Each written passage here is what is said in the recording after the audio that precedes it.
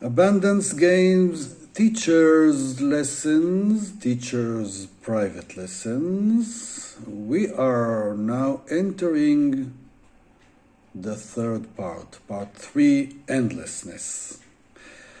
I like this topic, especially.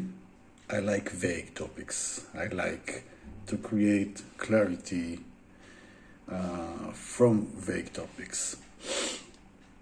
And this topic is very important for the ability to emotionally connect to the state of mind of abundance.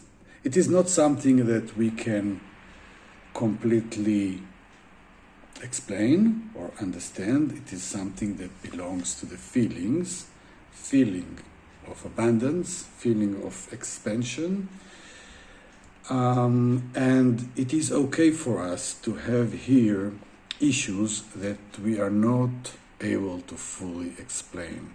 This is a very important part of the process, and it is important for you as a teacher to be able to say this to your students, that there are things here that we are going to discuss and work with, despite the fact that we don't have a full powerful, legitimate definition of it, okay? In the huge space of right brain in which we have endlessness, creativity, feelings, spirituality, imagination, etc., many things that are very important to our life, and we can poorly understand how they work. Of course, we are very limited in trying to explain them or trying to put them in boxes, yet they are very important for our life. So this is one example, endlessness. Okay, and now we are going to your first chapter out of 4 at endlessness, and it says spiritual perspective at endlessness. And here we go again to spirituality. You may have thought that we finished this in the first part and that's it, no more spirituality. Well, you were right more or less. Don't worry, we're not going to discuss God, etc. now. It's okay.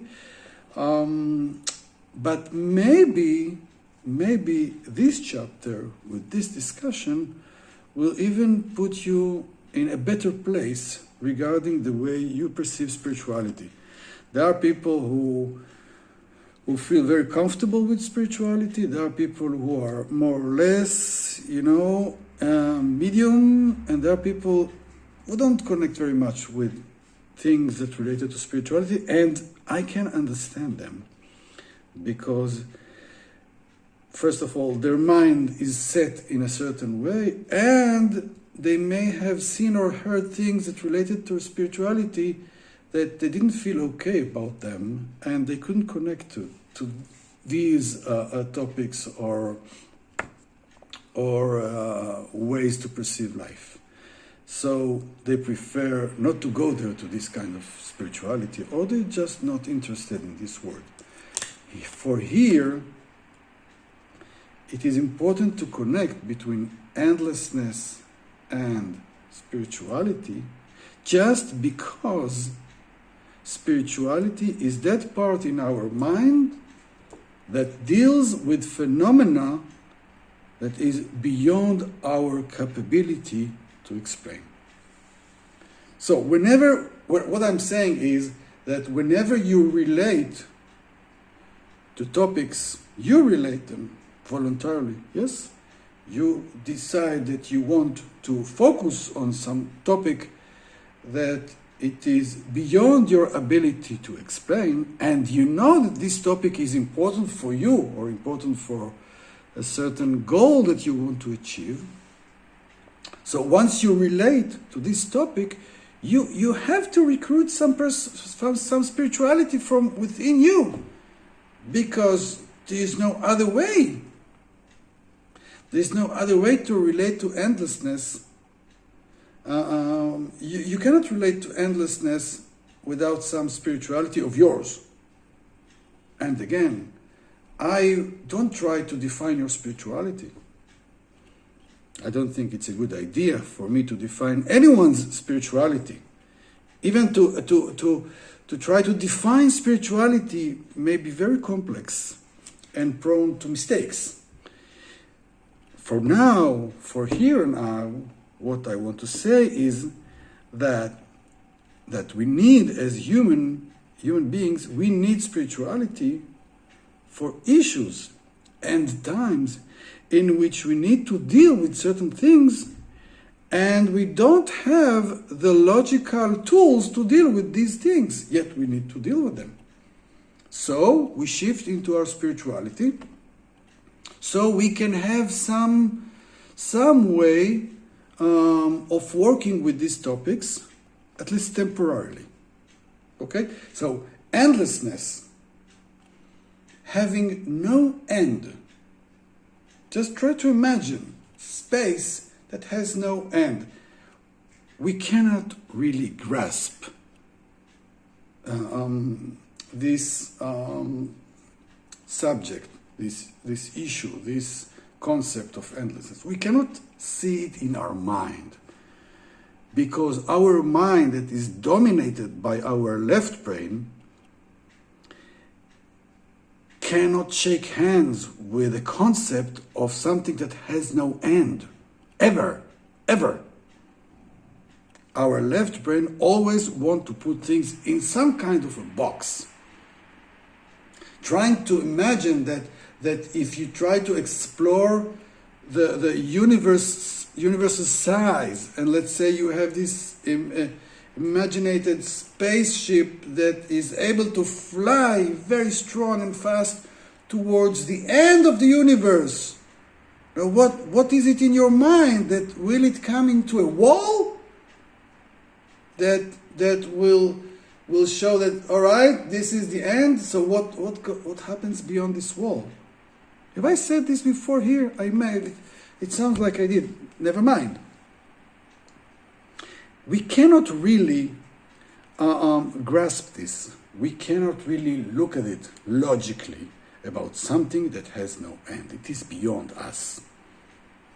Yet, the feeling of abundance is related to the feeling of endlessness, of something that is constantly open. It never needs to close its gates. Okay? So the more we are connected to the feeling, to the sensation of endlessness, the more our soul is connected to abundance, to the existence of abundance. Yet, it is very hard for us to connect to endlessness because we are limited, especially when we don't use enough our right brain. So, what we can do is to say, okay, I see I have a problem here. I need this concept to develop abundance, yet I don't know what to do with this endlessness issue, so I will put my logic aside and try to experience, try to be with it from a spiritual state of mind. Okay? It doesn't mean that you give up your values, your ideas, your perspective on other things in life that require logic and explanation. No, you keep them. Having abundance means being there and also being there. Being logic and being spiritual at the same time or alternately.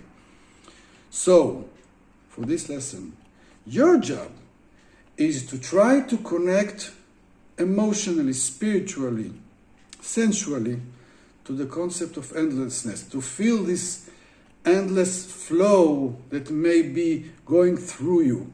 Just to feel, just to try to imagine that you are on a boat that goes into an endless flow, and it goes and it keeps on sailing, never stops. It's hard to connect to this topic.